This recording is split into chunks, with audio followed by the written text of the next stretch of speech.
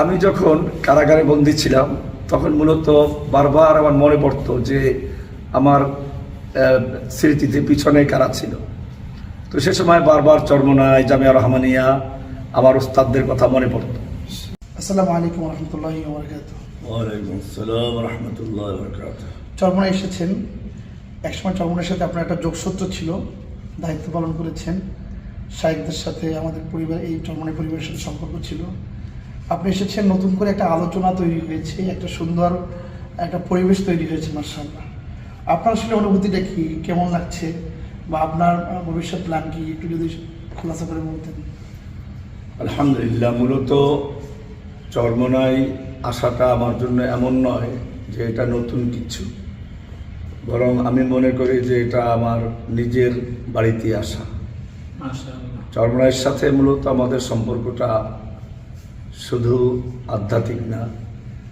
আমার মরহুম নানা মাওলানা কারি মফিজুর রহমান সাহেব এখানেরই খলিফা ছিলেন, এবং ওনার শাহাদাতের পরে তার সুযোগ্য সন্তান মাওলানা আবু সালেহ হাফিজাহুল্লাহ তাআলা, মূলত ওনার প্রচেষ্টায় আমার মাদ্রাসায় পড়াশোনা করা। তো সেই সূত্রে যখন আমি দেওবন্দ থেকে পড়াশোনা করে চলে আসি, বরিশাল মাহমুদিয়ায় যখন মুহাদ্দিস হিসাবে ছিলাম, তখন বরিশাল ইসলামী শাসনতন্ত্র আন্দোলনের আমি জেলা সভাপতি ছিলাম, এবং তখন ব্যাপকভাবে শহরে কাজ চলছিল। তো সেই সূত্রে এটা আমার নিজেরই প্রতিষ্ঠান। আলহামদুলিল্লাহ, মাশাআল্লাহ। এরপরে যেটা হলো যে আসলে প্রত্যেকেরই একটা নিজস্ব কিছু চিন্তা চেতনা থাকে, মতভেদ থাকে, তো এটা ভিন্ন বিষয়। কিন্তু যেটা মৌলিক বিষয়টা হচ্ছে যে আত্মার ভিতরে যে সম্পর্কটা থাকে এটা কখনো দূর হয় না। আলহামদুলিল্লাহ, আমি এটাকে এইভাবে তুলনা করি যে মানুষ সেই রুহু জগতে আল্লাহর পরিচয় লাভ করেছিল, অন্তরের ভিতরে যে আল্লাহর প্রতি ভালোবাসা, আল্লাহর স্বীকৃতি গাথা ছিল, দুনিয়াতে এসে হয়তো অনেক সময় মানুষ ভুলে যায়, কিন্তু বিপদে পড়লে ঠিকই এবার ওটা মনে পড়ে। তো আমি যখন কারাগারে বন্দী ছিলাম তখন মূলত বারবার আমার মনে পড়তো যে আমার স্মৃতিতে পিছনে কারা ছিল। তো সে সময় বারবার চরমনায়, জামিয়া রহমানিয়া, আমার উস্তাদদের কথা মনে পড়তো, এবং সে কারণেই মূলত আমি কারাগার থেকেই একটা পত্র লিখেছিলাম যে আমার উস্তাদ, আমার যারা মুরব্বী, আমার যারা কাবির, তাদের ব্যাপারে আমার কথাবার্তায় কোনো কষ্ট পেলে সেজন্য আমি দুঃখিত।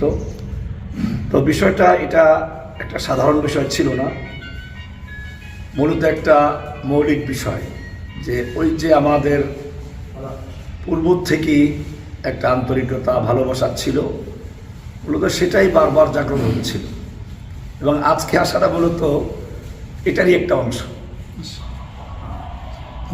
চরমনার বিষয়ে কীভাবে মূল্যায়ন করবেন, তার যে এখন বর্তমান ভূমিকা, অনেকে তাকে বলছে না, আলহামদুলিল্লাহ। আসলে হচ্ছে কি, আমি যখন ওনাদের সাথে সাক্ষাৎ করলাম, শাইখে চরমনাই এবং হযরত পীর সাহেব চরমনাইয়ের সাথে সাক্ষাৎ হলো, তাদের আন্তরিকতা, তাদের ভালোবাসা, এটা সত্যিই আমাকে চমৎকৃত করেছে।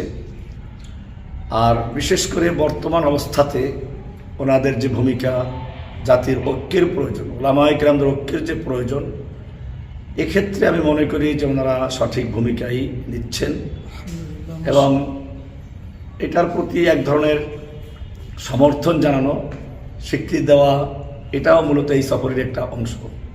মাশাআল্লাহ। তো এজন্য, কারণ আমরা মনে করি যে উলামায়ে কেরাম যুগ যুগ ধরে অন্যদের নেতৃত্বে চলার কারণে একটা হীনমন্যতা, একটা দুর্বলতা তৈরি হয়েছে। আবার যুগে যুগে ওই লোকগুলো আলেমদেরকে ব্যবহার করেছে। আমার বিভিন্ন বক্তব্যে আপনারা দেখবেন, আমি একটা উদাহরণ দিয়ে থাকি। পাকিস্তান যখন স্বাধীন হলো, সে সময় আন্দোলন করেছিল উলামায়ে কেরামরা, আন্দোলন করেছিল ইসলামী শক্তিগুলো, এবং তার স্বীকৃতি স্বরূপ আমরা দেখি পশ্চিম পাকিস্তানের স্বাধীনতার পতাকা উড্ডীন করেছিল আল্লামা শিব্বির আহমদ উসমানী রহমতুল্লাহ আলাই, এবং তৎকালীন পূর্ব বাংলা পাকিস্তান অর্থাৎ বাংলাদেশ বর্তমান যেটা, এখানে স্বাধীনতা পতাকা উড্ডীন করেছিলেন আল্লামা জাফর আহমদ উসমানী রহমতুল্লাহ আলাইহি। কিন্তু এই পর্যন্তই তাদের কৃতিত্ব শেষ হয়ে যায়, তাদেরকে আর ডাকা হয়নি। এরপরে শাসন কার্যে কখনোই তাদের মূল্যায়ন করা হয়নি। একই অবস্থা বাংলাদেশের জুলাই আগস্ট আন্দোলন হয়েছে। এখানে ত্যাগ, কোরবানি, আন্দোলন, রক্ত দেওয়া সব কিছুই দীর্ঘ ইতিহাস রয়েছে ওলামায়ে কেরামদের। হ্যাঁ, এটার চূড়ান্ত পর্বে চলে গেছে ছাত্র জনতার মাধ্যমে। সেক্ষেত্রেও মাদ্রাসার ছাত্র, কওমি, আলিয়া সব রকমের ছাত্রদের অবদান ছিল। তো দেখা যায় এখানেও সেই একই রকম স্বীকৃতি দেওয়া হয়েছিল। প্রথম সবাইকে ডাকা হলো, ওলামায়ে কেরামদের সম্মান জানানো হলো, পরামর্শ নেওয়া হলো। কিন্তু তারপরে দেখা যায় বিভিন্ন কমিশন হচ্ছে, এখানে ওলামায়ে কেরামদের কোনো অবদান নেই, বরং তাদের পরামর্শ মূল্যায়ন করা হচ্ছে না। তো সেই কারণে ওলামায়ে কেরামদের একটা সময়ের দাবি ছিল ঐক্যবদ্ধ হওয়া, এবং পারস্পরিক যদি কিছু মতভেদ থাকে এটা থাকবে। এটা সাহাবীদের যুগেও ছিল, এখনও আছে, ভবিষ্যতেও থাকবে।